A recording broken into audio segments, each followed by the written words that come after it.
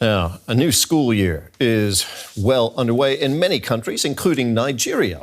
Education should be key to the progress of all young lives, but at least 1 in 3 Nigerian children do not go to school. Instead, millions are skipping classes to work on the streets and help their families survive, as DW's Fanny reports from Lagos. You can see children like these all across Lagos. Some are barely big enough to see through the car windows. They should be at school, but they are in the streets doing what they can to earn some small change. Buy us 6 granules.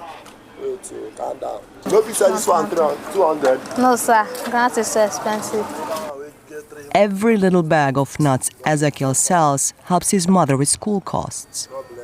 But if the family can't collect enough, he and his brothers won't be able to go. Thank you, sir.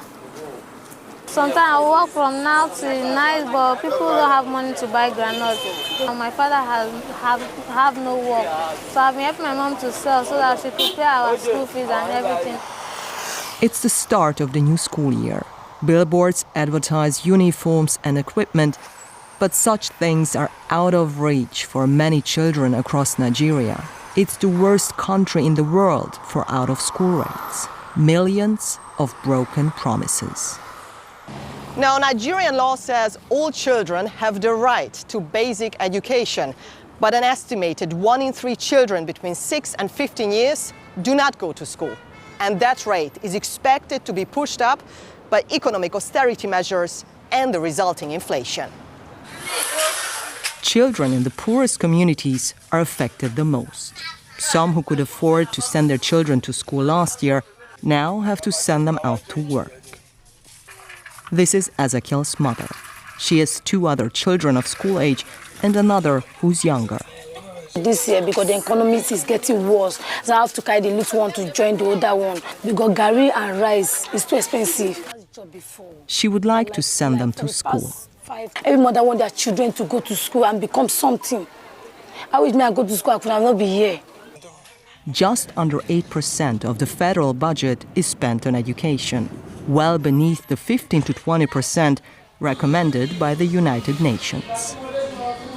What comes in from the Federation accounts depends not only from our resources, but international market out there. And the price of oil in the international market will determine the revenue that will come to our disposal that will be meant for so many things in our economy.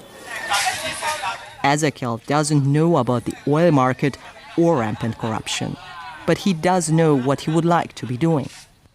If I didn't have to sell my nuts, I would read my books. He has no choice. He walks up to 10 kilometers every day, he says, and it's risky. I'm really afraid of accidents, like maybe a car hitting me when I'm selling their nuts.